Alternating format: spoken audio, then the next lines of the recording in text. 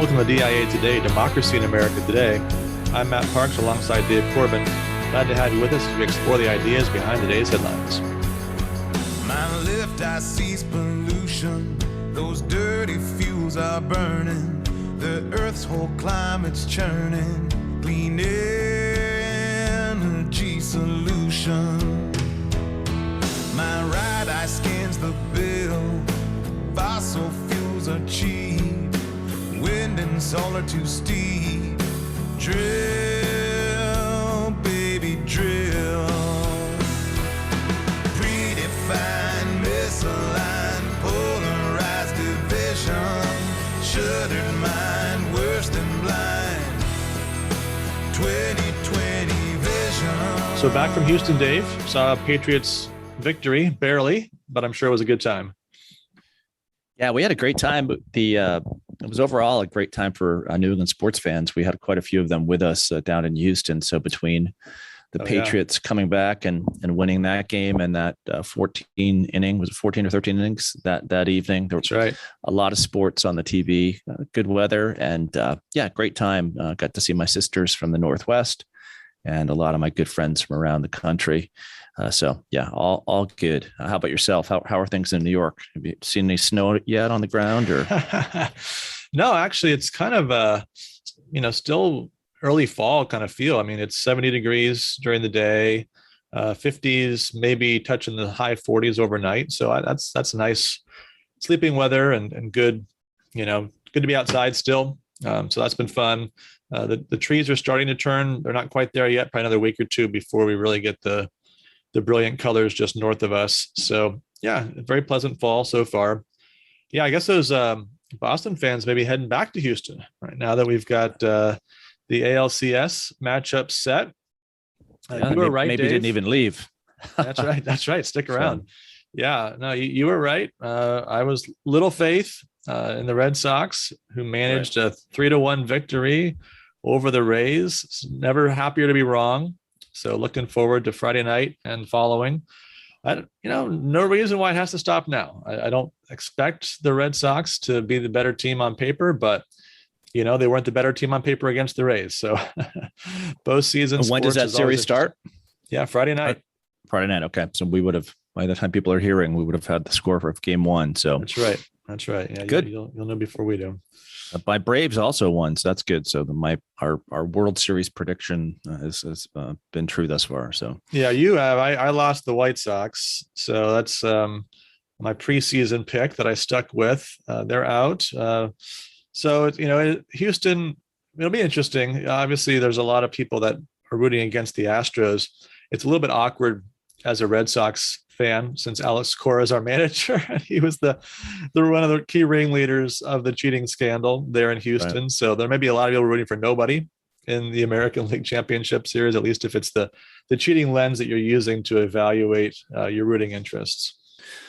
All right, well, let's turn to Aristotle. We are at some of the key chapters on regimes, Dave, chapters 6 and 7 of book 3.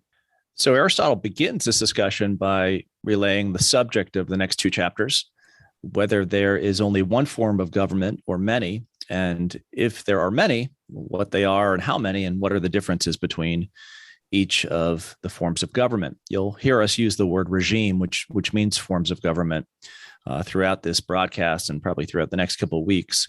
So regime, form of government, what are they and what makes them different? This is one of the things that you've got to think about when you're asking this question is, what is the arrangement of offices in a state? Who is given power in the state? Who rules is another way of putting that question. And you can either have the people rule supreme, or the few, or the one. So forms of government or regimes are differentiated by how many people rule, the one, the few, or the many. And this, by the way, is something that when I teach American government, I think that you do the same thing. This tension between who should rule, the one, the few, and the many, is not only a part of ancient politics, but really is a defining principle of politics, of forms of government throughout the ages. You could say right now that perhaps the challenge is that you have a Democratic Party who represents the idea that the majority should rule, and a Republican Party that represents the idea that perhaps the few should rule. At least that's the way that's stated by some, and that the challenge is, okay, well, which party should win in a democratic system, the few or the many? And going from there, what are the challenges of having the few rule or the many? But there's also another opinion out there that what really rules us today is the one, and that one is the administrative state. So within this kind of bantering back and forth between Democrats and Republicans, you've seen continually over the last 150 years the growth of the one in the administrative state.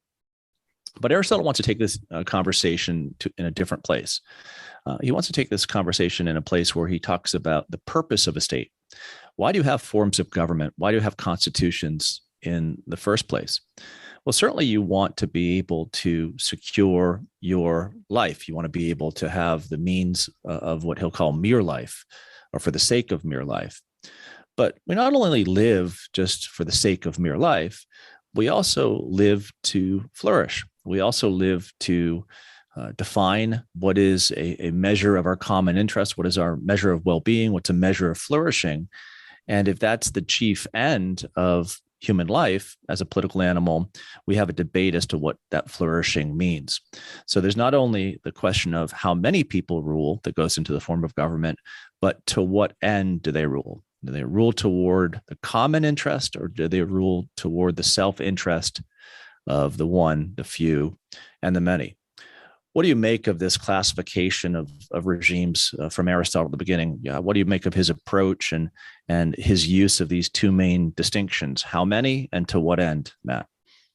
Yeah, I think, when you first hear about the idea of the one, the few, and the many, it seems maybe in our scientific age as mathematically imprecise. I mean, one obviously is precise, but then few, well, what do you mean by few? And then many, why isn't it X% or something of that sort? And I think what's helpful as we think about that, and as you were describing the two parties in terms of many and few, I think maybe you were pointing this direction, is just to recognize that these aren't really just numerical categories, but they're groups that naturally occur. And you can think about this in any setting. So maybe in your church, right? You've got a pastor, right, who has kind of a central role as one. But then you've got a group of people that are maybe elected to serve alongside the pastor, elders and deacons, let's say, people that are distinguished in some way for their piety, for their understanding of the faith, for the qualifications that are given to us in the scriptures. And so, there's a naturally occurring few, and it's not like it's a random assortment of people, right? It's certain people that are especially well suited to govern the church based upon their character, knowledge, and other qualifications. And then you have the many, the regular members of the congregation. And obviously a flourishing church benefits from the interaction of these groups and the way that they all work together toward a common purpose, ultimately glorifying God and worshiping him and serving him in their community. But I think if you can put it in those kind of terms, right, you can see that in any group, we have these kind of naturally occurring ones, fews, and manys, and most of the time there's tensions. Right? Even in a church where we would hope these kind of things wouldn't be the case, there can be a tension between the leaders of a church and the regular congregants. You think about mundane decisions over the color of the sanctuary, or do we adopt the new hymnal? I've known of churches which went through really tough times because of those kinds of decisions, or obviously more important theological or policy questions. So, I think it's helpful to think about one, few, many as something beyond just a numerical classification, but really pointing to certain classes of individuals that naturally occur and where you are going to have tensions. And so the challenge of working out a good regime is managing those tensions and thinking about how do you make sure that the common good, to get to the second dimension of the analysis, how do you make sure the common good is what's being advanced rather than the good of some kind of ruling class? And that natural reality of one, few, and many has played itself out in many historical circumstances. You think, for example, of Roman history, where the Romans were first ruled by the Tarquin kings, and they were the one, and they were then challenged by the Roman nobles. the few, who then became the Roman patrician class, only then to be challenged themselves by the Roman plebeian class, the many. And then the Roman plebeian class begin to adore some of the nobles, one noble in particular, Caesar, who becomes the one. And then you have Caesars thereafter in Roman history. And so this tension between the one, the few, and the many brings the Roman Republic into being in the first place. But also you see the transformation of Rome from a form of government that is ruled by the one, the few, or the many, turning from a republic to an empire. And it begs the question, is there something about imperial rule that requires the amassing of power by the one? So I think it's a really interesting to think through Aristotle's classification of the one, the few, and the many, and apply it to history. And I think one of the other interesting things, right, and we know this from reading of the American founding fathers, that they did a lot of reading of Greek and Roman history. And they knew very well of the tensions between the one, the few, and the many. They certainly didn't want to establish a Caesar on the North American continent. They didn't want to have a government that is the rule of the one. And you have in the person of Washington, right, this individual who is very, very keen on making sure that he doesn't rule like a Caesar or appear to be a Caesar. His office in the one of the presidency needs a certain amount of respect and nobility, but he's always reminding others that he wants to rule as he would like to be ruled. Likewise, you see in the formation of American government itself, something left aside by the few in the judiciary and in the Senate, right, the higher part of the legislative branch, and then some deference paid to the many. So the founders were very clear-sighted on this question of this tension between these natural bodies of the one, the few, and the many. And in the American form of government itself, I think you have an attempt at kind of a not doing away with those tensions, but in Madison's language, realizing that the ambition of the one, the few, and the many must counteract the ambition of the other. Yeah, and part of the story here is that the one, the few, and the many each have a reasonable claim to govern. So you think about the classic one, somebody of military prowess and the ability to command. I mean, George Washington, you look at George Washington, you say, wow, yeah, he has a claim to command. He has a claim to govern. And yet you say, yeah, but it's not an absolute claim, is it? Because the wise who can gather and deliberate on things, surely we want the benefit of their analysis. We don't want just one person exercising strict judgment on things. We want to benefit from this group. Think about the Constitutional Convention as this kind of aristocratic body that comes together to deliberate on fundamental matters of the regime. And then likewise, you'd say, well, yeah, but the many, they supply the taxes, they supply the soldiers, they have a claim to rule as well. So we have these groups, and they each have not a perfect claim to govern, but a plausible claim to govern. And so that too creates the tension, because each one of them can plausibly look at a regime where they're excluded or where they're not given much authority and say that's not just, and demand more recognition for their group in that regime. Right. And Aristotle, as he moves forward here, he's going to say, okay, they each have perhaps a claim to rule, but then we have to judge whether they rule correctly when they're given the authority to rule. And the distinction here is, do you rule with your own interest in mind? And he gives the example of a master ruling over a slave who, somewhat of what the master does in the household will be beneficial to the slave. But at the end of the day, the master rules over the slave for the primary benefit of the master, as opposed to a statesman-like rule where that you have a master and you have a family, you have a set of parents and you have children, where at the end of the day, the rule is not primarily for the sake of the parents. The rule is for the good of the family itself. So this distinction, to what end do you rule, is central to the claim that the one, the few, and the many should be ruling. And he's an equal opportunity critic here. He'll say that the one can very easily be corrupted. That good king can be a tyrant when the one rules for his own interest. The few, likewise, they can rule either in a wise way where they have a wise assessment a refined assessment of what the public good is, or they can rule in a way that benefits themselves, whether monetarily or otherwise. And then finally, and this is the most interesting thing for us, going back to your conversation about the majority and the multitude, we tend to think that today in contemporary politics that majorities should rule. But Jefferson reminds us, right, that a majority is only right when a majority is thinking about something in a reasonable fashion.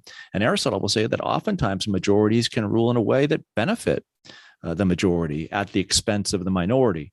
So he points out this great distinction between a constitutional government where the many are allowed to rule and its corrupt version where the many simply use the power of their numbers to overwhelm everyone else. Yeah, I mean, the claim that the many has to govern is predicated on the fact that the many is governing on behalf of all, not the interest of the many. Right. So if you think about the first premise of majority rule being all men are created equal, and then you follow that up as that's elaborated in the Declaration of Independence with what equal in what sense? Equal as carriers of natural rights given to them by God, then it's a precondition of majority rule that you recognize the equal rights of even those that aren't in the majority. And so that's, the point that Jefferson's making in his first inaugural address when he says the majority to be reasonable must act on behalf of all. Yeah, and I think we see this play out in just the way that men seek office and want to retain or maintain their offices today. If you're in a regime where the many are ruling and they're ruling in a reasonable fashion, you might hold office for a time and be part of that administration, but you feel confident, setting aside your office holding because you know that the individual who's going to replace you is going to rule in a just manner as well. But we see many people today, Matt, who just want to stay in office because the office serves their own individual purpose. So there's a really good takeaway here or modern application when you come to the question of term limits. Ought we to have term limits for our legislators or any of our office holders? Or ought we to allow our office holders to kind of remain in office for as long as they can and do well by themselves while appearing to do well by the common good? Yeah, I've always thought it was somewhat of a close call on this point because, the case that, for example, Hamilton makes against term limits in the Federalist, at least for the president, I think is a strong one. And we've seen historically that second terms have been almost uniformly bad and often scandal ridden.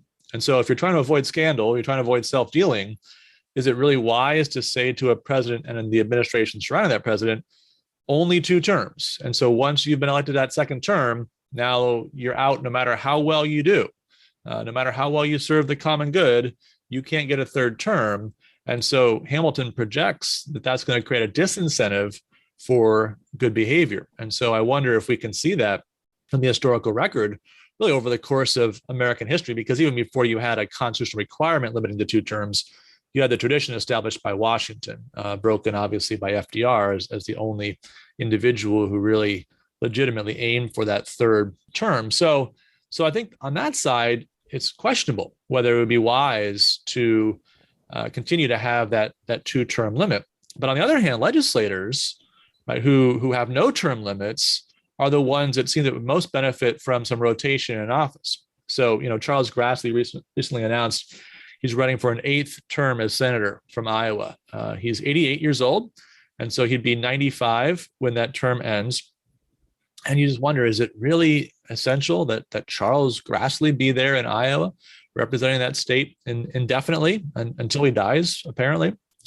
And you think about just the general pattern that Aristotle tries to set up here of ruling and being ruled in term. And I think back to William Penn's original Constitution for Pennsylvania, which set up a system kind of like our Senate, where you had a 3-year term if you were in the council. And every year, a third of those council members would rotate off, just like every 2 years, a third of the U.S. Senate, their term comes up. But under his constitution, you couldn't run for re-election then. You had to wait a year before you sought office again. And he said that was because they wanted all to be fitted for office and have the experience of the care and burden of it. And I think that's an interesting analysis there, a very Aristotelian analysis, the care of office and the burden of office and being fit for it, that having rotation would benefit the broader public if more people had more engagement in office. Yeah, and this kind of transitions nicely to part 7 of book 3 of Aristotle's Politics. We've already mentioned the 6 regime types, but it's the way that Aristotle classifies those 6 regime types that I think is essential. He'll call 3 of them true or honest or right, and 3 of them corrupt. And it's based on just this very distinction of whether or not you kind of recognize the burden of rule, but you want to be fair and just and exact in your administration. And this is really an important distinction, because when I teach this, when I teach Aristotle here in relation to some more of the modern thinkers from Machiavelli onward, there's a really great difference between how Machiavelli, Hobbes, and Locke understand the question of the one, the few, and the many, and how Aristotle presents it here in the Politics. And that's probably clearest in Machiavelli. Machiavelli is going to say that really everyone rules for their own good, right? That justice is the advantage of the stronger, that there really is no common good per se or any common interest. And he'll use the example of Roman history to make this point. So you can't really blame the one for wanting to be tyrant-like, or the few for wanting to be hyper-oligarchic, or the many from wanting to be hyper-democratic. That's just the very nature of the one, the few, and the many to serve their own purposes. But the danger there, Matt, is that if your vision of politics is one in which the one, the few, and the many are not capable of just, exact, transparent rule for the common interest, then you've wiped away 3 of the 6 options for regimes. What do you make of that, Matt? Yeah, I think it's one of the things I really admire in the Federalists is that while they have this tragic view of human nature, they never compromise and say, and therefore just throw our hands up and, we know it's going to be bad, so let's just make peace with that. We'll just assume everybody's going to do bad things. They're going to seek their own interest. And talking about anything other than that is not worth our time. But they always say it may be the case that leaders will pursue their own personal interest, but they ought not to do that. And they ought to be held accountable when they do that by the people. They ought to be directed towards something better than that. I think about comparing the Federalist on this to somebody like a Hobbes. When he talks about tyranny, he says tyranny is just monarchy misliked, right? So it's just a matter of relative perception. Well, you call it tyranny, I call it monarchy. You call it aristocracy, I call it oligarchy, right? If you're in, you call it the good name. If you're out, you call it the bad name. It's just a political game we play. And there's so much of that in our politics, right? Where the labels shift based on who has power, and the critique is entirely relativized. But what Aristotle is trying to do is to get us back to some objective standard. Right? There actually is a common good, and there's policies that tend toward that common good. Now, we recognize that there's no regime that's going to pursue the common good perfectly all the time, right? We're not living in Christ's millennial kingdom, but we can still tell the general orientation of a regime. We can still talk about, is it directed toward the common good, and understand that to be a real thing, right? There is a good that actually could be common, right? Where there would be a tendency toward flourishing, where all individuals, whether in power or out of power, have some benefit, right? And then there's things that don't do that, right? That are objectively, we can say that simply is not good. It's not good for the community as a whole. And so I think it's really benefit of studying Aristotle, right? That we have this moral framework that the American founders, to their credit, in an era and age where those kind of moral judgments were being pushed to the side or relativized, held on to that. And I think it's important for us, as we think about contemporary politics, to hold on to that as well, and not be so cynical that it's just about ins versus outs, and that we lose sight of the possibility of a politics guided by a true judgments concerning the good. Yeah, and I was going to say just that you often hear today these kind of 2 major claims made, and they're just kind of bandied about as if they're true, and they're never questioned. So one of them is just, all politicians are bad, right? All politicians are corrupt. And, what does that claim that everything is corrupt state? It states, well, you can't have that better. You can't make things better. You can't improve from a politics that is self-interested to a politics that is based upon common interest or common good. And I think that the second, claim that's made there is that, of course, the powerful are going to rule. And we see this in our politics today that, before all of this class of people ruled, and now they have to be overcome, and a new group of people has to rule, and that'll produce justice. But simply, I say this often, if there's been a totem pole in the past, turning it upside down and making those who were the have-nots the haves and vice versa does not produce the justice that you want. It produces revenge, perhaps, but not justice, not a common good. So we do well, and I think Aristotle is going to build upon these points of how do you make things better and what are the challenges in making things better. It really kind of frames the whole rest of his study. But we would do well as contemporary Americans to think about politics in this way. We'll never be able, as you said, to create something perfect, but let's not make the perfect the enemy of the good. Let's make the better its friend. That's great. Yeah, we'll continue this conversation on regimes next time as we look at chapters 8 through 10 of book 3 and some more nuance. Aristotle, the philosopher, as well as the political analyst, emerges in those chapters. We'll look forward to that conversation next week. We're going to wrap up the show by opening the Gradebook. So this last weekend, we had, for the first time, all 5 of the first round rookie quarterbacks start for their team. All right. So the last to start was Trey Lance for the San Francisco 49ers. Zach Wilson, Trevor Lawrence, and Mac Jones have been starting all season.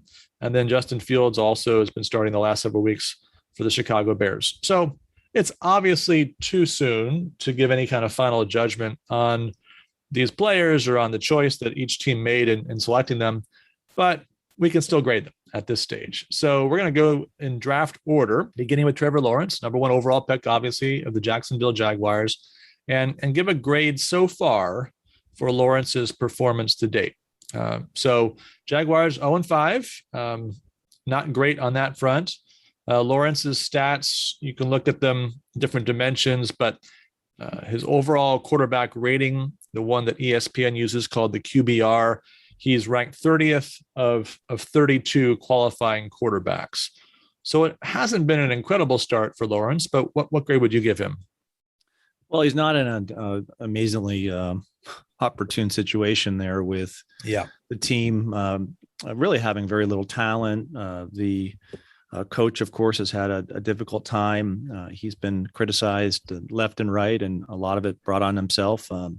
But it's just not a good situation right now. And I think one of the things you see as a young quarterback is you really kind of need to have that coach and that system in place. And you're going to have your bumps and bruises. But at the end of the day, your coach is going to bring you through or help you bring it through, your coaching staff. So I think that, given that, Lawrence hasn't performed that well, but it hasn't been awful. I'd probably give him a C+, Matt. A lot of turmoil, bad line play, but still he's a talented person where you get the right coaching staff in there and they grow a little bit. I think he's still going to be really good. Yeah, I think no reason to conclude that it's not going to work out or that, he's going to be a major bust. I'd give him a C. All right. Well, then one pick behind Lawrence was Zach Wilson, New York Jets, who are 1-4. His QBR rating is a bit below Lawrence's. He's 31st of 32 quarterbacks so far. What do you make of Zach Wilson so far, Dave? I only saw him play once, and I think his first 2 passes were intercepted, and I think he's been prone to those interceptions. I think he lacks a little bit of discipline right now. Some people say he trusts his arm too much. But you can't lose your team a game, right? This great expression that we've heard over and over. You can't win a game until you stop losing the game for yourself. And Wilson's had one good game, but I think a lot of the other games he's really helped lose the game for the Jets. So I think he's got talent, but I think that he's on the wrong side of a C. I'd probably give him a C- there. I agree with you, a C-. I think the first 3 weeks they weren't scoring points at all, just horrific offense. The last 2 weeks has been some signs of life on that front. So I think, we'll see how it goes from here. But if he can score 25 points a week, 25 points a week, then that's decent. And you're obviously not too much getting in the way of the talent that you do have there emerging and being successful. So I think there's reason for some measure of optimism, but not enough to get him out of the C range just yet. All right, third draft pick was Trey Lance, San Francisco 49ers. Now, think about team situations. His situation is probably better than either Wilson or Lawrence, given the track record of the 49ers. Injuries have been a problem for them, but there's a lot of more talent on the roster probably. Lisa made his first start last week, lost that start, but he's appeared in a couple other games as well. Numbers are pretty good so far. His QBR, isn't enough appearances to be calculated officially, but he would rank around 27th if he were had those appearances. So what would you grade him so far, Dave? Yeah, I have to give him an incomplete. I mean, like you said, he's played in a couple of games. He was going back and forth with Jimmy G at the beginning. I think he's got a lot of potential. I think he's got that Josh Allen, Brett Favre in him. So he can run, he can throw it, 90 yards. He's got a crazy arm. But right now, I don't think I've seen enough to be able to give him a grade. Yeah, it looks like Jimmy G is coming back soon. And so we may not see much more Trey Lance, at least starting the rest of the year if Garoppolo can stay healthy. I agree. I think incomplete's fair grade at this point, but what we've seen, I think, is promising. So, so far, I don't think we know that we have any busts just yet. All right, now we got to go down to the 11th pick, Justin Fields, 11th pick of Chicago Bears. Started the last 3 games. He's 2-1 of those 3 starts, but his QBR is the worst. He's 32 of 32. So the stats have not been good, but the results on the scoreboard have been better. What do you make of his start so far? Well, he has a winning record. So, I mean, that's at least to see. I think that like others, he's kind of, he has ups and downs, but I mean, the fact that he's only had 2 interceptions, that's a good thing. And he's been able to run the ball. And, a little bit like Cam Newton last year for the Patriots, you can win games with that type of quarterback. But at the end of the day, is that going to get you into the playoffs or far into them? And I doubt that's the case for him this year 1. So I'll give him a C. Okay. Yeah. I'm going to give him a C minus. The quarterback play has been pretty bad just as a pure passer. And that side of the job, I feel very sorry for poor Allen Robinson. You just can't get a break. He goes from one bad quarterback to the next.